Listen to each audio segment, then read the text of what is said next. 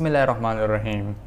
मुझे आज मालूम हुआ कि जब भी यूट्यूबर्स के पास कोई कंटेंट नहीं होता तो ये एक स्टोरी सुनाते हैं जिसे स्टोरी टाइम कहा जाता है, जिसमें आपको एक स्टोरी सुनाई जाती है।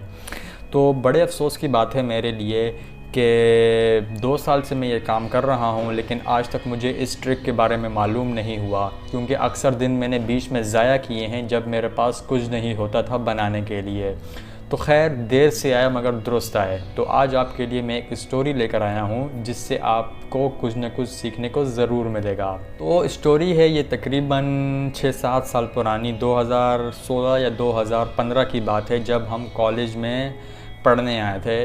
तो इंग्लिश की क्लास होती थी और इंग्लिश की क्लास के जो टीचर थे वो रोज़ाना कुछ लड़कों को बुलाते थे सामने कि वो अपने बारे में इंग्लिश में बताएं। इससे एक तो उनके अंदर कॉन्फिडेंस बिल्ड होता था, क्योंकि क्लास के सामने बात करनी होती थी। फिर दूसरा कि इंग्लिश बोलने की जो स्किल है वो भी बेहतर होती थी। तो मैं तो पीछे छुप कर बैठता था ताकि मेरा नंबर ना आए, लेकिन एक दफ़ा उन्होंने पीछे वाले लड़कों में से रैंडमली पिक करना शुरू कर दिया, तो मेरा नंबर भी आ गया। तो खैर मैं गया, मैंने बताया मेरा नाम ये है, मैं यहाँ से बिलोंग करता हूँ, मैं ये कर रहा हूँ और मुझे खाने में ये पसंद है, मुझे करने में ये पसंद है। तो खामोश हो गया, जितना मुझे आता था मैं बता चुका था। तो फिर हमारे सर ने पूछा कि ज़िंदगी में करना क्या चाहते हो। तो बड़ा कंफ्यूजिंग सवाल था, मैंने कभी भी इस बारे में नहीं सोचा, हालांकि अभी तक मुझे नहीं पता कि मैंने क्या करना है। तो उस वक्त भी मुझे नहीं पता था, तो खामोश रहा मैं। तो सर ने पूछा कि कोई बिज़नेस करना चाहते हो या किसी ख़ास प्रोफेशन में जॉब करना चाहते हो। तो मैंने कहा जी बिज़नेस करना चाहता हूँ। तो फिर सर ने पूछा कि कौन सा बिज़नेस करना चाहते हो। तो अब मेरे पास कोई आंसर नहीं था, क्योंकि सर ने जो मुझे लुक्मा दिया था मैंने तो वही बताया था कि मैंने कभी भी कोई बिज़नेस करने का नहीं सोचा था।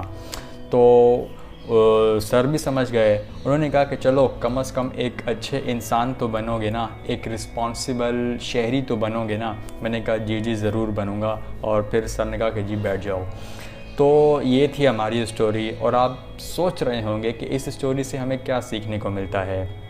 तो इस स्टोरी से हमें ये सीखने को मिलता है कि life is not all about rich, highly educated या फिर well popular. Life is all about being real, being humble and being kind.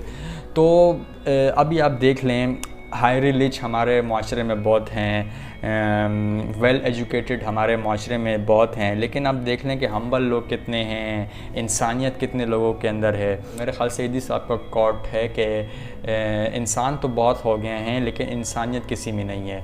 तो जो कुछ भी आपने करना है, हाईली एजुकेटेड बनना है, हाईली रिच बनना है, अच्छा बिजनेसमैन बनना है, जो भी बनना है, लेकिन उससे पहले कम से कम अच्छे इंसान ज़रूर बन जाएं, अच्छे सिटीज़न ज़रूर बन जाएं।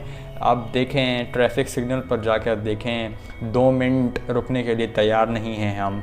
और जब हम बात करते हैं तो हमारी बात में गालियाँ बहुत ज़्यादा निकलती हैं, एक कल्चर बन चुका है।